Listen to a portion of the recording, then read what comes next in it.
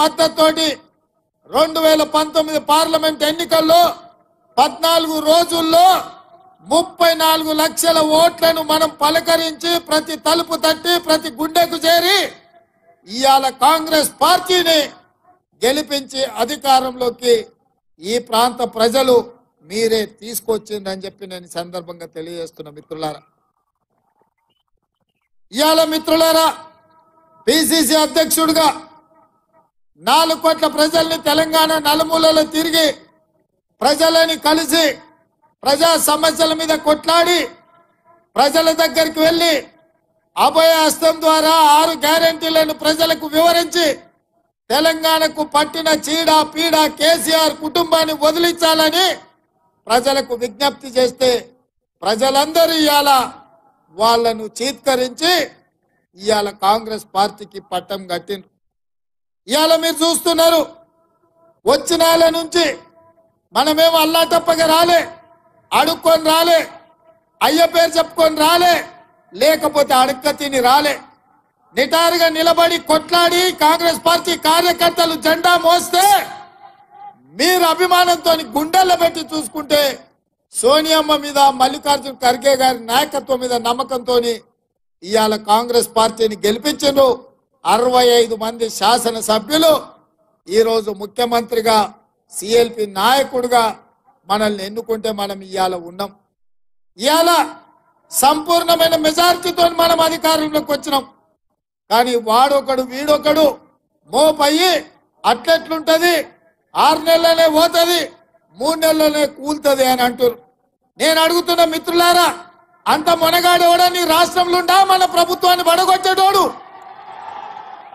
ఒకవేళ మన ప్రభుత్వాన్ని పడగొట్టాలని ఆలోచన చేస్తే ఈ పక్కనే కూతవేటు దూరంలో ఉన్నది ఫామ్ హౌస్.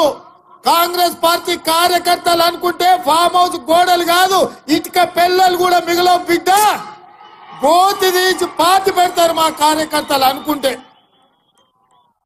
ఇవాళ మేము మంచోళ్ళం మర్యాదస్తులం కాబట్టి ఇంకా మీరు బజార్లో తిరుగుతుండ్రు, శాసనసభకు వచ్చి ఇవాళ అసెంబ్లీలో మాట్లాడుతున్నారు. ఇవాళ ప్రజాస్వామ్యం మీద గౌరవం విశ్వాసం ఉండి ప్రజలు ఎన్నుకున్న ప్రభుత్వంగా ప్రతిపక్షాలకు కూడా అవకాశం ఇవ్వాలి, ప్రజా సమస్యల మీద చర్చ జరగాలి, తద్వారా సమస్యలు పరిష్కరించాలని జరుగుతున్న శాసనసభ సమావేశాలలో ప్రతిపక్షాలకు కూడా అవకాశం ఇచ్చినాం. 10 ఏళ్లలో ఏనాడైనా ప్రతిపక్షాలకు అవకాశం ఇచ్చిన మాట కనిపించిందా? ఒక దళితుడు బట్టి విక్రమార్క గారు సిఎల్పి నాయకుడిగా ఉంటే 6 నెలలు కూడా ఉండనీయలే. 12 మంది ఎమ్మెల్యేలను జీల్చుకొని ఆ పదవి కూడా గుంజుకున్నారు. ఇవాళ పేదవాడు పదవిలో ఉంటే ఓర్వలేని మీరు ఇవాళ ఒక రైతు బిడ్డ, రైతు కుటుంబం నుంచి వచ్చిన నేను ఆ ముఖ్యమంత్రి కుర్చీలో కూర్చుంటే మీ కడుపు కాలుతుందా, మీ కళ్ళు మండుతున్నాయా అని నేను అడుగుతున్నా. ఒకవేళ మీ కడుపు కాలినా మీ కళ్ళు మండినా మీరు మమ్మల్ని ఏమన్నా చేయాలని చూస్తే మా కార్యకర్తలు మీ కళ్ళల్లో కారం పెట్టి కొడతారని చెప్పి నేను ఈ సందర్భంగా చెప్పదలుచుకున్నా. ఇవాళ వాళ్ళు అనుకుంటున్నారు దోచుకున్న సొమ్ముంది, దాచుకున్న సొమ్ముంది, అది ఇచ్చేవారు నన్ను సంతలో పశువులను కొన్నట్టు కొనాలని అనుకుంటున్నారు. ఇవాళ పప్పులేం ఉడకవు. ఎవరన్నా మీతో కలిసినా, ఎవరన్నా మీతో మాట్లాడినా ఈ రాష్ట్రంలో ప్రజలు వాళ్ళను సామాజిక బహిష్కరణ చేస్తారు. అందుకే ఇవాళ మేము వచ్చిన నుంచి ప్రతి సమస్యను అవగాహన చేసుకొని ప్రతి చిక్కుముడిని విప్పించి ఇవాళ తెలంగాణ రాష్ట్రంలో తెలంగాణ ఉద్యమంలో విద్యార్థులది, నిరుద్యోగ యువకులది అత్యంత కీలకమైన పాత్ర. తెలంగాణ ఉద్యమంలో ఉస్మానియా కాకతీయ యూనివర్సిటీల విద్యార్థులు ముందు బాగాన నిలబడి తెలంగాణ ఉద్యమాన్ని ముందుకు నడిపించి వందలాది మంది యువకులు ఆత్మత్యాగాలు చేసి ఈరోజు తెలంగాణ రాష్ట్రం సాధించుకున్నారు. మరి రాష్ట్రంలో 2 లక్షల ప్రభుత్వ ఉద్యోగ ఖాళీలు ఉంటే భర్తీ చేసిండా కేసీఆర్ అని నేను అడుగుతున్నా. 10 ఏళ్ళు వాళ్ళు చేయలే, 10 ఏళ్ళు వాళ్ళకి సోయి లేదు. పేదోళ్ళ పిల్లలు అశోక్ నగర్ చౌరస్తాల్లో, దిల్సునగర్ చౌరస్తాల్లో, అమీర్పేట్ చౌరస్తాల్లో, మేడ్చల్ చౌరస్తాల్లో కోచింగ్ సెంటర్ల చుట్టూ తిరుగుతూ ఉద్యోగం లేక, ఉపాధి లేక, ఈ రోజు ఊరికి పోలేక తల్లిదండ్రులకు మొహం చూపించుకోలేక అవమానంతో ఆత్మహత్యలు చేసుకునే పరిస్థితి ఆనాటి ప్రభుత్వం కల్పించింది. అందుకే మనం అధికారంలోకి వచ్చిన వెంబడే 90 రోజుల్లో 30,000 ప్రభుత్వ ఉద్యోగాలు నిరుద్యోగ యువకులకు ఇచ్చి ఇవాళ రాష్ట్ర ప్రభుత్వం పేదలకు అండగా నిలబడ్డం. నిన్నగాక మొన్న కేసీఆర్ బిడ్డ ఆమె బతుకమ్మలు ఆడుడో లేకపోతే వంట వార్పులు చేసుడో బెంజ్ కార్ల తిరుగుడో ఇవన్నీ నాకు తెలియదు, కానీ ఆడబిడ్డలకు ఉద్యోగాలు ఇయ్యలేదు. 12% కూడా మీరు ఇచ్చిన ఉద్యోగాలని నేను ఇవాళ చెప్పదలుచుకుని ఈ వేదిక మీద నుంచి దాదాపుగా 28,000 పైచలకు ఉద్యోగాలు ఇస్తే 43% మేము ఇచ్చిన ఉద్యోగాలలో ఆడబిడ్డలకు మేము ఉద్యోగాలు ఇచ్చినాం. లెక్కలతో సహా పేర్లతో సహా మేము చెప్తాం. శాతనైతే నీ అయ్యను అసెంబ్లీకి దోలు. అసెంబ్లీలో మొత్తం 43% ఆడబిడ్డలకు ఇచ్చిన ఉద్యోగాలు ప్రతి ఆడబిడ్డ పేరు చెప్పే బాధ్యత నాది. సభలోకి రారు సన్నాసులు, సభలో మాట్లాడరు, రమ్మంటే పారిపోతారు, కళ్ళలో చూడడానికి భయం, ఇంటికాడ వంటారు, ఫామ్ హౌస్ లో ఉంటారు, నల్లగొండలో పోయి ఉపన్యాసాలు చెప్తారు. మళ్ళీ వస్తాయి కదా అసెంబ్లీ ఎన్నికలు, లేకపోతే రేపు జరగబోయే పార్లమెంట్ ఎన్నికలు, మీకు డిపాజిట్లు వస్తావేమో చూసుకోండి. ఈ శాసనసభ సమావేశాలలో మీ అయ్యని రమ్మను, మేమేం చేసినామో లెక్కలు చెప్తాం.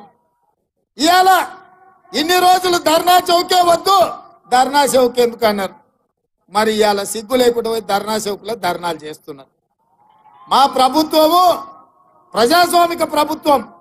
ప్రజాస్వామ్యంలో ప్రతిపక్షాలకు స్వేచ్ఛను ఇవ్వాలి అని మా ప్రభుత్వం అనుమతిస్తేనే ఇందిరా పార్కు ధర్నా చౌకులో ఆమె కవితమ్మ ధర్నా చేసింది. మీ అయ్యి ఉన్నప్పుడు ఎప్పుడైనా ఎవరికైనా అవకాశం ఇచ్చిండ్రా అమ్మ? ఎవరితోనైనా మాట్లాడిర్రా? ఎవరికైనా కనిపించినా మీ అయ్యా? ఇవాళ ఆడబిడ్డలకు అవకాశం లేదంటవా? 2014 నుంచి 2019 వరకు మంత్రివర్గంలో ఒక మహిళ కూడా లేదు. ఆయల్లో ఏడిపోయిందమ్మా నీ తెలివితేటలన్నీ? ఆయల్లో నీకు శాత కాలేదా మీ నాయనని అడగనికే? అయ్యా ఒక మంత్రిని ఈ మంత్రివర్గంలా అని. అది మాత్రం శాత కాదు. 90 రోజులు కాలేదు. ఓ దిక్కు 6 అడుగులైనా, ఓ దిక్కు పోయడముతైనా, ఇంకొక దిక్కు కవితమ్మ. వీళ్ళందరూ బయలుదేరిండు మనతో కొట్లాడతారంట. ఏందా కొట్లాడేది? మీరు మీ శాతం అయితే మీరు ఏం చేసిరో చెప్పురు. ఇక ఆయన మేడిగడ్డ 3 పిల్లర్లు పోయినాయి. 3 పిల్లర్లు పోయినాయి కాబట్టి అవి గట్టురని. ఎందుకు తొందర పడుతున్నావు కేసీఆర్? బండారం బయట పడుతుందనా? మేడిగడ్డ కాస్త మేడిపండు అయింది, మొత్తం కుప్పగూలుతుంది మళ్ళీ వాన వస్తానా? ఆయన ఉద్దేశం అంతా ఆయన కట్టింది కుంగింది, అన్నారం పగిలింది కాబట్టి అర్జెంటుగా దానికి పూత ఊసి హరేక్ మాల్తోని దాన్ని రిపేర్ చేసి ఇక అయిపోయింది, మా చేతులు ఏం లేదు, మొత్తం వాళ్ళదే అని మా మీద నెట్టనికనా? అందరం కలిసి పోయినాం కదా, శాతనైతే అల్లు వచ్చేది ఉండే. ఏమైందో మేడిగడ్డలా చూపించటోళ్ళం. ఇవాళ రిపేర్ చేయి అంటుండు. రిపేర్ చేయడానికి అది వనికి రావాలి కదా. అదేమన్నా అక్కడికి వస్తుందో అక్కర రాదో ఇవాళ అధికారులు చెప్పాలి కదా. ఢిల్లీ నుంచి నిపుణులు వచ్చారు, వాళ్ళు వాటిని పరిశీలిస్తారు. ఉన్నది రిపేర్ చేస్తే నడుస్తుందా, మిగతాది కూడా కుంగిపోతుందా, మొత్తం గులగొట్టి కట్టాలనా లేకపోతే దాన్ని రిపేర్ చేయాలనా అని ఇవాళ అడగాలనా లేదా? ఇవాళ మనం ఇల్లు కడితే 8 పిల్లర్లు పెట్టి కడితే ఓ దిక్కు 2 పిల్లర్లు భూమిలో గుంగిపోతే మిగతాది చక్కగా ఉంటుందా? మిత్రులారా, మనం కూడా ఇల్లు కట్టిన వాళ్ళమే, సంసారం చేసిన వాళ్ళమే కదా. సాధ్యమా? ఇవాళ నీళ్ళు ఎట్లా నింపుతారా? ఓ దిక్కు మొత్తం బలిగిపోయి దాంట్లో నీళ్ళు నింతాయా? చెరువు నిండితే అలిగెళ్తే కూడా నీళ్లు పోతాయి. తూము పగిలిపోతే మొత్తం అంతా బాగానే ఉంది కానీ తూము బొక్క పడితే నీళ్లు ఉంటాయా? ఇవాళ మేడిగడ్డ కూడా దాదాపుగా 10 పిల్లర్లు భూమిలకు 2 మీటర్లు కుంగిపోయినాయి. అవన్నీ దాచిపెట్టి ఇవాళ ఆయన మేడిగడ్డ బాగానే ఉందంటుండు. ఆయన మాటలు చూస్తుంటే పనిమంతుడు పందిరేస్తేనంట కుక్కతో కదలికి కూలిపోయిందంట. మనం నాగార్జున సాగర్ కట్టినాము, శ్రీశైలం కట్టినాము, ఎస్ఆర్ఎస్పి కట్టినాము, శ్రీరామ్ సాగర్ కట్టినాము. ఇట్లా ఈ తెలంగాణ రాష్ట్రంలో 40 ఏళ్ళు 50 ఏళ్ల కింద జూరాల కట్టినాం ప్రాజెక్టు. 40-50 ఏళ్ళైనా ఎన్ని తుఫాన్లు వచ్చినా గట్టిగా నిలబడి ఉన్నాయి. శ్రీశైలం వరదలు వస్తే ఒక్క ఇంచు కూడా శ్రీశైలం ప్రాజెక్టు కట్టు కదలలే. నాగార్జున సాగర్ లో ఆ డ్యామ్ అట్లనే నిలబడ్డది. మేం కట్టిన ప్రాజెక్టులు 50-60 ఏళ్ళైనా కట్టాడు మట్టి కూడా పక్కకు పోలే. నీ ముఖానికి సన్నాసి 1,00,000 కోట్లు పెట్టి కట్టినావు. ఏమైంది 1,00,000 కోట్లకు? 3 ఏళ్ళకు కూలిపోతుందా? ఇది నీ జాగీర్ అయితే గట్టేస్తావు. నీ ఫామ్ హౌస్ ఇల్లు కట్టుకున్నావు, గట్లే కట్టినావు. 2 ఏళ్ళకు 3 ఏళ్ళకు గుంగిపోతుంది నీ ఫామ్ హౌస్ లో ఇల్లు. ఇవాళ ప్రజల సొమ్ము కాబట్టి లెక్కపత్రం లేదు. ఎంతసేపు దోసుకుందాం దాచుకుందాం అన్న ఆలోచనతోటి ఇవాళ మేడిగడ్డని గట్ల కట్టి ఇవాళ దాన్ని కుంగదీసి పలగొట్టి ఇవాళ మన మీద బద్నాం పెట్టాలని చూస్తుండు. ఇవాళ ఇక ఆయన ఉన్నాడు పొడుగుట ఆయన. నేను మొన్న కూడా చెప్పిన, ఇవాళ కూడా చెప్తున్నా, దూలం లెక్క పెరిగింది కానీ దూడకున్న బుద్ధి కూడా ఆయనకు లేదు. ఎందుకంటే చర్చ చేద్దాం అంటుండు, రమ్మన్నప్పుడేమో రాడు, అసెంబ్లీలో మైక్ ఇస్తేనేమో చెప్పడు. మయ్యన్నే ప్రసాద్ గారు ఎన్ని గంటలు ఇచ్చిండు, మనకంటే ఎక్కువ సమయం ఇచ్చిండు మాట్లాడవాయని. మాట్లాడేది ఉండే ఏం చేసిర్రో మీరు ఇవాళ. అందుకే మిత్రులారా, 10 ఏళ్ళల్లో ఒక్క పని చేయలే. మల్కాజ్గిరి నుంచి మనం మేడ్చల్ వరకు మనకి ఎంఎంటీఎస్ రైలు ఉంటే పట్టాలేసినా కూడా డబ్బాలు కొనలే ఈ సన్నాసుడు. మనకు మెట్రో రైలు రాలే. మా జంగయ్య చెప్తున్నాడు ఇప్పుడే, అన్న మేడ్చల్ వరకు 4 నియోజకవర్గాలు ఉన్నాయి, మెట్రో రైలు రావాలి. 10 ఏళ్ళు అయింది, ఎందుకు తీసుకురాలే కేసీఆర్? కనీసం ఆలోచన చేసిండా? ఇవాళ మన ప్రాంతంలో జవహర్ నగర్ డంపింగ్ యార్డు, ఆ నీళ్లతోని పక్కలున్న గ్రామాలు కలుషితం అయిపోయి చెరువులలో చేపలు బతికేటట్లేదు, ఊర్లలో మనుషులు బతికేటట్లేదు.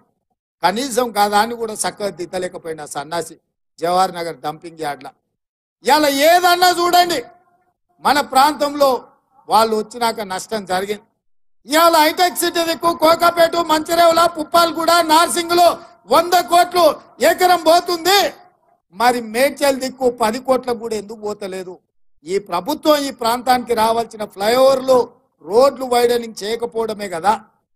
అందుకే ఇవాళ కరీంనగర్, ఆదిలాబాద్, మెదక్ ఈ ప్రాంతాలకు పోనీకే పెద్ద పెద్ద స్కైవేలు కానీ పెద్ద రోడ్లు కానీ ఇవాళ మనం రాగానే ఈ ప్రాంతాన్ని అభివృద్ధి చేయాలి. మనం కూడా కోకాపేటలో ఎట్లయితే 100 కోట్లకు ఎకరం భూమి పోతుందో మన ప్రాంతంలో కూడా ఐటీ ప్రాజెక్టులు రావాలి, ఐటీ కంపెనీలు రావాలి, మన భూముల విలువ పెరగాలి, మనం బాగుపడాలి. హైదరాబాద్లో ఉన్న చెత్తంతనేమో మన ఊర్లో మోస్తారంట, హైటెక్ సిటీ ఏమో కోకపేటలో కడతారంట. మరి ఈ మేడ్చల్ ప్రాంతం ఏం పాపం చేసిందా? ఈ ప్రాంతం అభివృద్ధి చెందుందా? హైదరాబాద్ నగరానికి నలుదిక్కుల అభివృద్ధి రావద్దా? ఆయల్ల కాంగ్రెస్ ఉన్నప్పుడే కదా ఔటర్ రింగ్ రోడ్ కట్టింది, హైటెక్ సిటీ తెచ్చింది, లేకపోతే అంతర్జాతీయ ఎయిర్పోర్ట్ కట్టింది.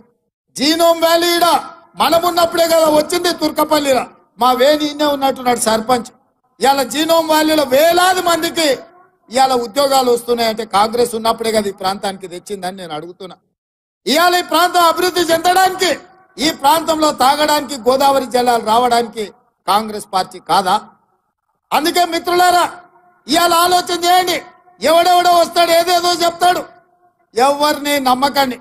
ఇవాళ మన ప్రభుత్వం ఉంది, మీ సమస్యలు తెలిసిన ప్రజాప్రతినిధి ఇక్కడ మీ అన్న, మీ తోడుగుండే మీ సోదరుడు ఇవాళ ముఖ్యమంత్రిగా ఉన్నాడు. తప్పకుండా ఈ ప్రాంతాన్ని అభివృద్ధి చేసే బాధ్యత కాంగ్రెస్ పార్టీ తీసుకుంటుంది. ఈ ప్రాంతానికి ఏమేం కావాలో లెక్క రాసుకొని బరాబర్ మీకు మంజూరు చేసి ఈ ప్రాంతాన్ని అభివృద్ధి చేసే బాధ్యత మేము తీసుకుంటామని నేను చెప్పదలుచుకున్నా. అందుకే మిత్రులారా రాబోయే ఎన్నికల్లో మీరు ఆలోచన చేయండి. ఇవాళ రాష్ట్ర ప్రభుత్వమే కాదు, పార్లమెంటులో 14 మంది మన కాంగ్రెస్ వాళ్ళు ఉంటే ఎవరున్నా ప్రభుత్వం, పొత్తుల ప్రభుత్వం మనమే వస్తుంది. ఇవాళ మోడీ 400 సీట్లు వస్తాయి అంటుండు. 400 సీట్లు వస్తే పొత్తు పెట్టుకొని చంద్రబాబు నాయుడు ఎందుకు, ఒరిస్సాలో నవీన్ పట్నాయక్ ఎందుకయ్యా నీకు? నీ సంసారం చక్కగా ఉంటే ప్రతి రాష్ట్రంలో ఒక్కొక్కరిని కలుస్తున్నావు కదా. మహారాష్ట్రలో శివసేనని చీల్చినావు, ఎన్సీపీని చీల్చినావు, కర్ణాటకలో పోయి దేవగౌడతో పొత్తు పెట్టుకున్నావు, ఆంధ్రప్రదేశ్లో పోయి చంద్రబాబు నాయుడుతో పొత్తు పెట్టుకున్నావు, ఒడిశాలో పోయి నవీన్ పట్నాయక్ తో పొత్తు పెట్టుకున్నావు, బీహార్లో పోయి నితీష్ కుమార్ తో పొత్తు పెట్టుకున్నావు, ఉత్తరప్రదేశ్ లో పోయి అప్నాదల్ సుప్రియ అప్నాదల్ అనుప్రియ పటేల్ తో పొత్తు పెట్టుకున్నావు. ఇవాళ ఎన్డీఏ మొత్తం అతుకుల బొంత కాదా? ఇవాళ నిజంగానే నరేంద్ర మోడీ, భారతీయ జనతా పార్టీ 400 సీట్లు గెలిచేటట్టుంటే ఈ హక్కుల పంత ఎందుకు కడుతుండు, ఇంతమందిని ఎందుకు అడుక్కుంటుండో ఒక్కసారి ఆలోచన చేయండి. మనందరం కూడా రాజకీయ నాయకులమే కదా, సర్పంచులమో ఎంపీటీసీలమో కౌన్సిలర్లమో కార్పొరేటర్లమో అయినోళ్ళమే కదా. మనం ఇల్లు తిరిగి అడుక్కుంటున్నామని అంటే మనం ఓడేటట్టు ఉంటేనే కదా మనం ఇల్లు పోయి అడిగేది. చెప్పినప్పుడు షైనింగ్ ఇండియా అని చెప్పారు, వాజ్పేయి గారినప్పుడు షైనింగ్ ఇండియా అని చెప్పారు. వాజ్పేయి గారికి ఎవరు అడ్డమే లేదు, అసలు ఎప్పటికీ కాంగ్రెస్ ఉండనే ఉండదన్నారు. కానీ అలా సోనియా గాంధీ గారి నాయకత్వంలో 2004, 2009 10 ఏళ్ళు యూపీఏ ప్రభుత్వం గెలిచింది. ప్రజలకు లోపల కాలుతుంది. 400 సిలిండర్ 1200 అయింది, 50 రూపాయల పెట్రోల్ 110 రూపాయలు అయింది, 40 రూపాయల డీజిల్ ఇవాళ 100 రూపాయలు అయింది. ఉప్పు పప్పు బెల్లం చింతపండు మంచి నూనె గురించి నేను చెప్పాల్సిన అవసరం లేదు. అంతెందుకు కేసీఆర్ మోడీ దెబ్బకు 50 రూపాయలు ఉన్న క్వార్టర్ 200 రూపాయలు అయింది. అవునా కాలే?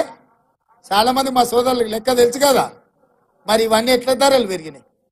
ఇవన్నీ ధరలు పెరిగినాక ఇంకా మోడీ కోటేస్తారా? ఆయన ఏం చెప్పిండు, రైతులకు ఆదాయాన్ని 2 ఇంతలు చేస్తాను, 2022 వరకు ప్రతి పేదవాడికి ఇల్లు కడతాను, స్విస్ బ్యాంకులో లక్షల కోట్ల నల్లధనం ఉంది, ప్రతి పేదవాడి ఖాతాలో 15 లక్షల రూపాయలు వేస్తా అన్నాడు. ఇట్లాంటివి ఆయన ఎన్ని చెప్పిండంటే ఇక లెక్క పెట్టే పరిస్థితే లేదు. మరి ఇవాళ అవన్నీ చేసిండ మళ్ళీ వచ్చి ఓట్లు అడగడానికి. ఇక ఆయన ఈటెల రాజేందర్ గారు, రేవంత్ రెడ్డి ఆ ఊరు నుంచి వచ్చి ఇక్కడ గెలిచిండు కాబట్టి ఈయన కూడా ఈ ఊరు నుంచి వచ్చి ఇక్కడ గెలవాలని వచ్చిండంట. ఏంటికేయాలి ఓటు? ఈయన మేడ్చల్లోనే ఉంటున్నావు కదా 10 ఏళ్ళ నుంచి. అవునా? ఈటెల రాజేందర్కి పక్కనే కదా ఇల్లు. ఎప్పుడైనా మన దగ్గరకు వచ్చి ఇక్కడ దిక్క ఈయనే కదా ఫామ్ హౌస్ కట్టుకున్నాడు కానీ ఎన్నడన్నా మన దగ్గరకు వచ్చిండా? మరి ఎన్నడు రాంది ఇవాళ ఓటాడుగా నీకు ఎట్లా వస్తాడా మన దగ్గర? 10 ఏళ్ళు మంత్రిగా ఉన్నాడు, ఎప్పుడైనా మన దిక్కు చూసిండా? పెన్షన్ ఇచ్చిండా? ఇల్లు ఇచ్చిండా? ఉద్యోగం ఇచ్చిండా? ఉపాధి కల్పించిండా? పోనీ ఎట్లున్నామని అడిగిండా? మన పెళ్లికి వచ్చిండా? మన సావుకు వచ్చిండా? మంచిగున్నామని మనల్ని ఎప్పుడైనా వల్కరించిండా? మరి ఏం అడిగానోడు ఇవాళ సిగ్గు లేకుండా ఓటు ఎట్లా అడుగుతాడా మన దగ్గర? ఎట్లా అడుగుతాడు చెప్పురి? కాబట్టే మిత్రులారా, ఆయన అనుకున్నట్టున్నాడు, పాలమూరు నుంచి వచ్చిన రేవంత్ రెడ్డిని గెలివనీయలేదా, ఆయనను గెలిపించారు కదా, ఇవాళ నన్ను కూడా గెలిపిస్తారేమని. ఆయనలో నేను ప్రతిపక్షాల నుండి ప్రజలతో కొట్లాను కాబట్టి గెలిపించారు. 10 ఏళ్ళు నువ్వు కేసీఆర్తోనే అధికారంలోనే ఉంటాయి, 2 ఏళ్ల నుంచి మోడీతోనే అధికారంలోనే ఉంటాయి. బీజేపీ నుంచి నిధులు తెస్తా అని చెప్పిండు ఆయన హుజూరాబాద్. ఒకవేళ నిధులు తెచ్చుంటే హుజూరాబాద్లో ఎందుకు ఓడగొడుతుండ్రు ఈటెల రాజేందర్ గారు? నిన్ను ఇవాళ హుజూరాబాద్లో ఓడగొడితే ఈడికి వచ్చి గెలుస్తా నువ్వు ఎట్లా అనుకుంటున్నావు? అందుకే మిత్రులారా, ఇవాళ మంచి ఆలోచన చేయండి. పార్లమెంట్ ఎన్నికలు వస్తున్నాయి. ఏ విధంగా అయితే రాష్ట్రంలో ప్రజలు మనల్ని ఆశీర్వదించి ప్రభుత్వాన్ని ఇచ్చిండ్రో, రేపు ఈ ప్రాంతంలో మనకి ఎమ్మెల్యేలు లేరు, రేపు ఎంపీలు కూడా లేకపోతే ఏదైనా అభివృద్ధి చేయాలన్నా, మీకు నిధులు ఇవ్వాలన్నా, మీ ప్రాంతానికి ఐటీ కంపెనీలను తేవాలన్నా ఇక్కడ మన వాళ్ళు ఉండాలి. మట్టికి పోయినా ఇంటోడు ఉండాలి అంటే ఈ ప్రాంతంలో పార్లమెంటు కాంగ్రెస్ పార్టీ గెలవాలి. ఆయల్ల 2019లో ఎట్లయితే కష్టపడ్డారో కొట్లాడినరో మీరే కట్టబట్టుకొని నిలబడి ఈ మల్కాజ్గిరి పార్లమెంట్ లో కాంగ్రెస్ పార్టీని గెలిపించాలి. అప్పుడే ఈ ప్రాంతం అభివృద్ధి చెందుతుంది. ఎందుకంటే నమ్మిన మనిషి మనోడై ఉండి మన ఇంటి మనిషి ఉంటే నాకు కూడా అల్కగా అవుతుంది. కాగితాలు తీసుకొస్తే ఆ పనులు చేయడం సులువైతుంది. అవసరమైతే ఢిల్లీలో మన ప్రభుత్వం రాహుల్ గాంధీ గారు ప్రధానమంత్రి అయితే మన ప్రాంతానికి నిధులు తెచ్చుకోవడానికి అవకాశం ఉంటుంది. ఇవాళ జంగయ్య గారు అన్నట్టు మెట్రో మేడ్చల్ కు రావాలంటే ఈడ పార్లమెంటు మనం గెలవాలి. ఇవాళ ఈ ప్రాంతంలో అభివృద్ధి జరగాలంటే, ఈ ప్రాంతానికి ఐటీ కంపెనీలు రావాలంటే మల్కాజ్గిరిలో కాంగ్రెస్ పార్టీ ఎంపీ గెలవాలి. మీకు అండగా ఉండడానికి మైనంపల్లి హనుమంతరావు ఉన్నాడు, సుధీర్ రెడ్డి గారు ఉన్నారు, ఇక్కడ హరివర్ధన్ రెడ్డి ఉన్నాడు, జంగయ్య యాదవ్ ఉన్నాడు. అన్నిటికంటే నేనున్నా మీ సోదరుని మీకు అండగా. ఎవరికి భయపడాల్సిన పని లేదు. అపోజిషన్లు ఉన్నప్పుడే మన వాళ్ళు భయపడాలి. ఇవాళ మనదే అధికారం ఉంది. మనతో ఎవడన్నా పెట్టుకున్నాడంటే చింతపండు అవుతుందని నేను చెప్తున్నా. అందుకే మిత్రులారా, ఆలస్యం అయింది. మీరందరూ ఇంటికి పోవాలి. దూరం దూరం నుంచి వచ్చారు. 6 5 రావాల్సింది ఇవాళ 8 8:30 అవుతున్నట్టుంది. ఇంతసేపు ఓపిక ఉండి కాంగ్రెస్ పార్టీని గెలిపించడానికి ఆశీర్వాదానికి మీరు వచ్చిండ్రు. 4 5 రోజుల్లో 13 తారీఖు 14 తారీఖు లోపల మన మల్కాజ్గిరి ఎంపీ అభ్యర్థిని అధిష్టానం సోనియా గాంధీ గారు, రాహుల్ గాంధీ గారు, మల్లికార్జున్ ఖర్గే గారు ప్రకటిస్తారు. మళ్ళా పెద్ద బహిరంగ సభ పెట్టుకొని ఎన్నికల నగారం మోగిద్దాం. ఇవాళ మీరందరూ వచ్చి ఆశీర్వదించినందుకు మీకందరికీ మనస్ఫూర్తిగా ధన్యవాదాలు తెలియజేస్తూ సెలవు తీసుకుంటున్న మిత్రులారా, జై కాంగ్రెస్. ఫామ్ హౌస్ లో మందేసిన గుండెలు ఎదురాలి, సరేనా? జై కాంగ్రెస్, జై జై కాంగ్రెస్. హస్తం గుర్తుకే, హస్తం గుర్తుకే. ధన్యవాదాలు మిత్రులారా.